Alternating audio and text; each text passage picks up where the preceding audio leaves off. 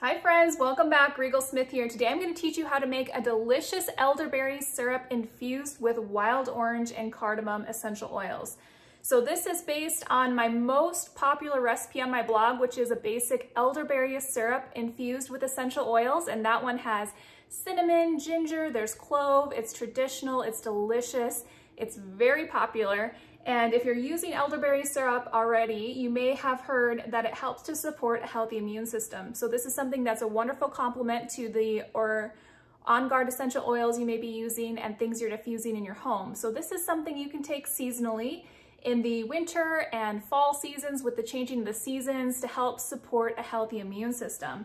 So elderberry syrup is super easy to make. He only requires 3 ingredients, and then of course we amp it up to make it more flavorful and more effective. But to make any elderberry syrup, we need elderberries, water, and raw honey. And so to ours, we're gonna spice it up with some herbs, some essential oils, and I'm gonna teach you how to make it. So first, for this recipe, we need ½ a cup of elderberries. And you can get these dried elderberries at health food stores. I get them at a local apothecary. I also, when they're out, get these from Amazon. The Frontier Co-op is the one I have. These are organic. It's a good brand. I've been really happy with them. I'll have a link below to my Amazon Fave store if you're interested in these.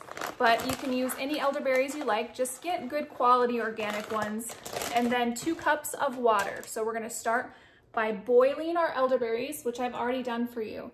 And it's important that we don't use the dried ones raw or throw them in smoothies. We have to boil them to release a compound in there that can help or that upsets our GI tract. So these are good for us, but when we boil them, we release that toxin that can make our GI tract upset.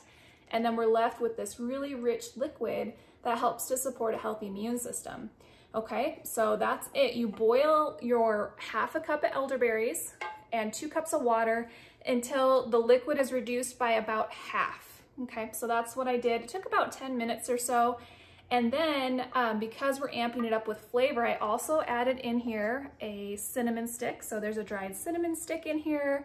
And then I did a few grates of a little bit of nutmeg, so a little bit of fresh nutmeg, 1 thing of ginger. And now for the next part, we are going to add our honey to act as a natural preservative and our essential oils. So we're going to strain out the liquid, and you want to let this sit until it's about room temperature. If you add the honey and essential oils when it's too warm, it will kill the enzymes that make that raw honey and your essential oils effective. I've seen different things about the raw honey. I've seen anything over 95 degrees or so Fahrenheit can kill those enzymes. So I just let it set out while I'm doing other things.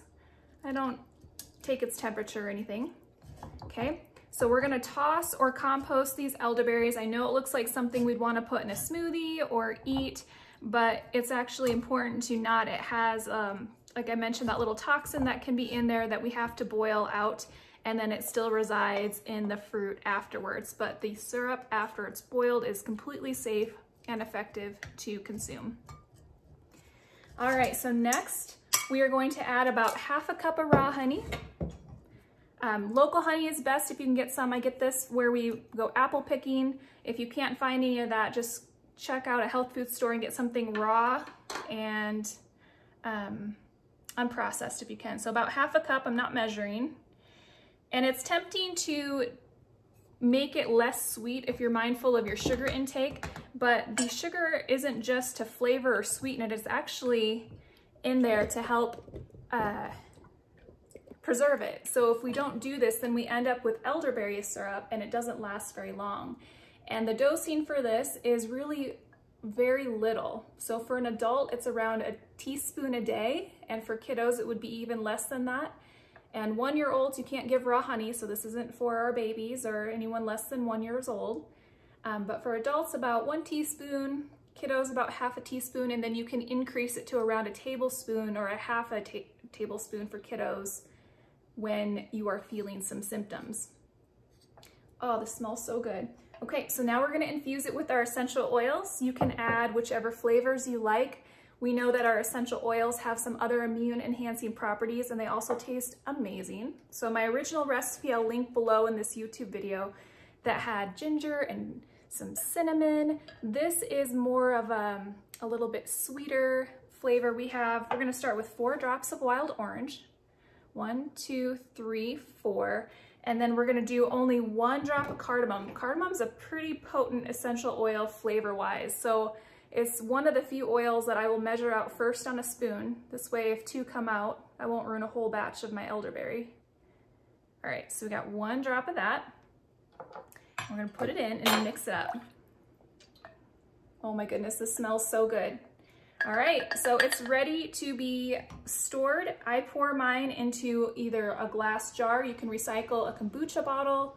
You can get glass jars if you prefer. One year I made gifts and I actually poured it into these things, or you can just use a mason jar. So store it in the fridge. You can leave it in there for, I think, 2 or 3 weeks or so. We usually go through it kind of fast in our house. I make a batch every 2 or 3 weeks, so that must be about how long it takes for our family to eat it. And then I will have this all written up for you below in the blog, so it's super easy. You can grab the recipe, you can grab the vanilla cardamom version with vanilla, or you can grab the original version. And if you're not yet saving 25% on your doTERRA essential oils and you need them, I will also have information in the YouTube description about how you can purchase those at wholesale. Thanks for watching. We'll see you next time.